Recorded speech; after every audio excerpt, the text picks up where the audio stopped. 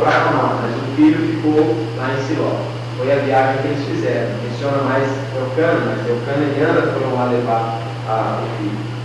Então mostra todo o seu apoio, o suporte espiritual, o voto que eles haviam feito ao Senhor, no caso da esposa. Ele deu todo o apoio. Ele se importou com as questões espirituais da família, com a adoração.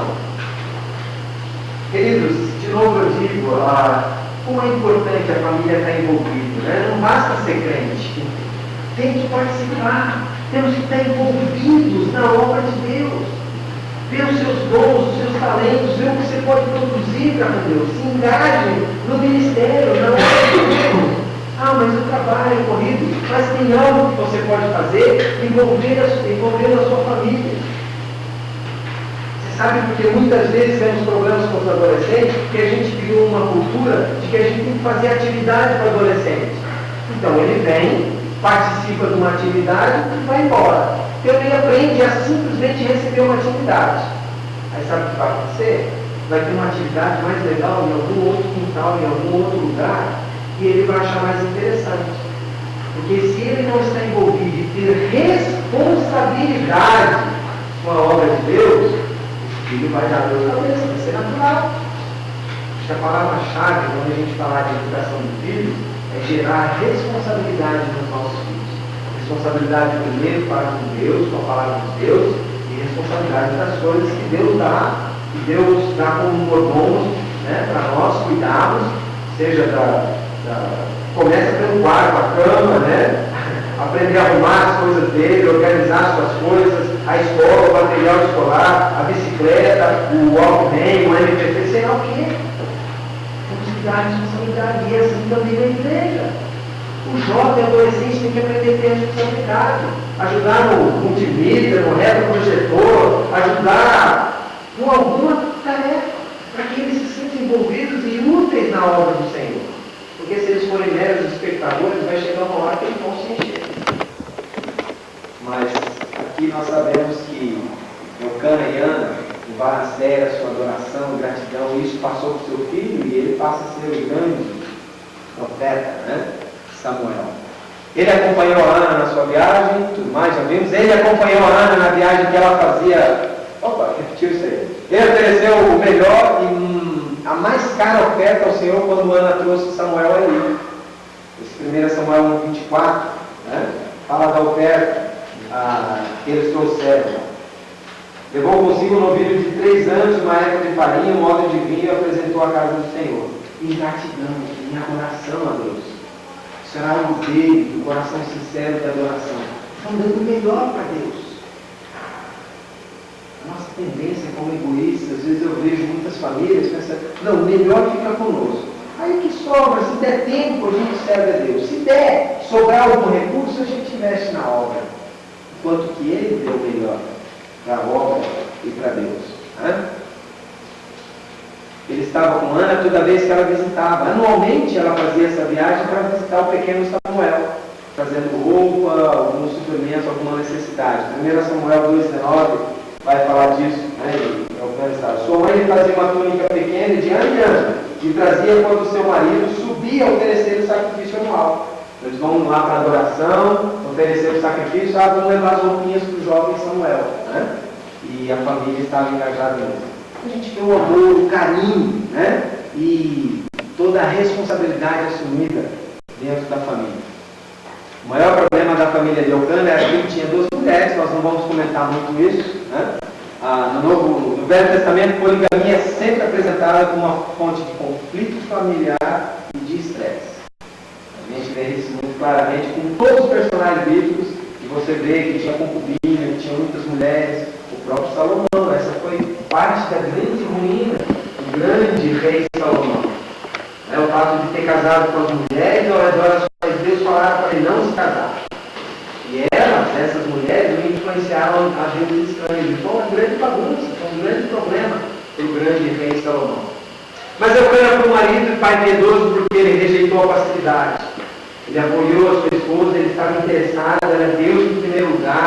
Ele não abria mão da sua adoração de ano em ano servir, ir lá apresentar a sua adoração, o seu sacrifício a Deus.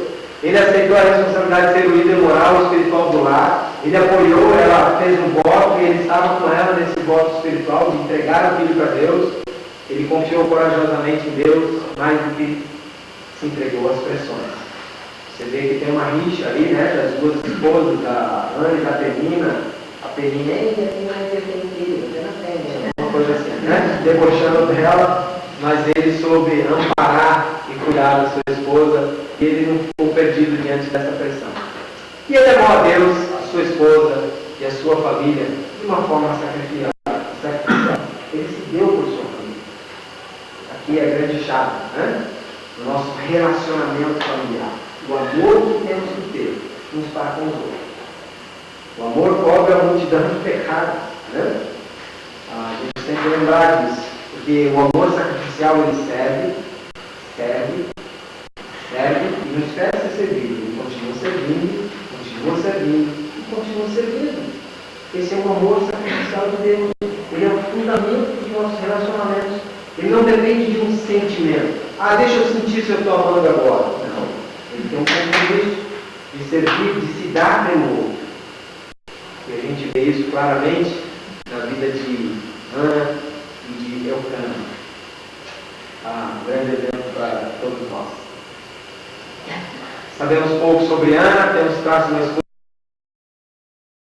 esposa, mãe que liderança seu marido, liderança moral e espiritual. Quando ela se entristeceu por não ter filho, ela não provocou sua rival, nem atacou ou culpou seu marido por desamento e frustração. Ela colocou seu problema diante de Deus em oração. Que esposa sabe, né? Ela não foi, né? Ela não vai falar nada? Não, ela ficou quieta, ela guardou em oração sua dificuldade, seu problema, o fato de não ter tido filho, de ser uma mulher estéril. Ela assumiu o seu papel, continuou fazendo o seu papel, né? Como esposa e mãe piedosa. Quando Deus finalmente abençoou a Ana com um filho, ela não provocou a Penina e não voltou-se, ou melhor, mas voltou-se para Deus em oração, em adoração e gratidão. Ofereceu o filho, fez um voto e levou para Deus. Essa foi a gratidão dela. Ana cresceu para se tornar uma mulher de oração e fé em Deus, né? A gente percebe a sua devoção, a sua oração, a sua busca de intimidade com Deus. É um grande exemplo de Ana, né? Ana respeitou seu marido, honrou a sua liderança, seu casamento e família. Ela colocou sua confiança totalmente em Deus e entendeu que a sua verdadeira segurança era algo que vinha de Deus. Maridos e esposas, a nossa segurança está em Deus. Somente Deus é quem pode suprir todas as nossas necessidades, não é o meu cônjuge. Se eu tenho essa expectativa, minha esposa vai fazer isso para mim, eu estou frito. Primeiro, porque eu posso me tornar escravo da minha esposa. Né? Mas as minhas necessidades, eu dependo de Deus, eu sei que só Ele vai suprir. A Deus faz muita coisa boa para mim, mas eu não tenho que gerar e criar expectativas que ela sempre vai fazer tudo que eu quero, tudo de bom para mim. Senão eu vou me frustrar na hora que tiver um conflito, uma dificuldade. Eu sei que Deus é o meu provedor. Da mesma forma que ela sabe que Deus é o provedor para ela. Isso tem a ver com a nossa vida de dedicação, de adoração e de confiança, de nos apegarmos a Deus. Porque às vezes tem marido que reclama. Eu lembrei da história de um indivíduo que chegou para o pastor e falou: pastor, você não sabe. Aquela mulher me faz sofrer. Dramático, né? Ela me faz ficar muito mal-humorado, pastor. Ela me faz mal-humorado. Começou a contar seu problema, mas pastor, peraí. Eu vou falar o que é que a sua esposa realmente, de verdade, faz para você. Mas continua aí. Mas isso, mas aquilo, chorou o espetáculo todo, né? Mas então, pastor, o que você estava falando aí? O senhor falou que o que ela realmente faz, eu estou entendendo, né? Olha, o que ela faz para você é arroz e feijão. O que você faz para você? Quem decide ficar mal-humorado, viradinho, frustrado, é você mesmo. É o seu coração pecaminoso, não é ela. Ela quer sempre fazer o melhor para você. E o máximo que ela faz é arroz e feijão. Porque quem faz você ficar mal-humorado é você mesmo. É você quem decide ficar bicudo, chateado.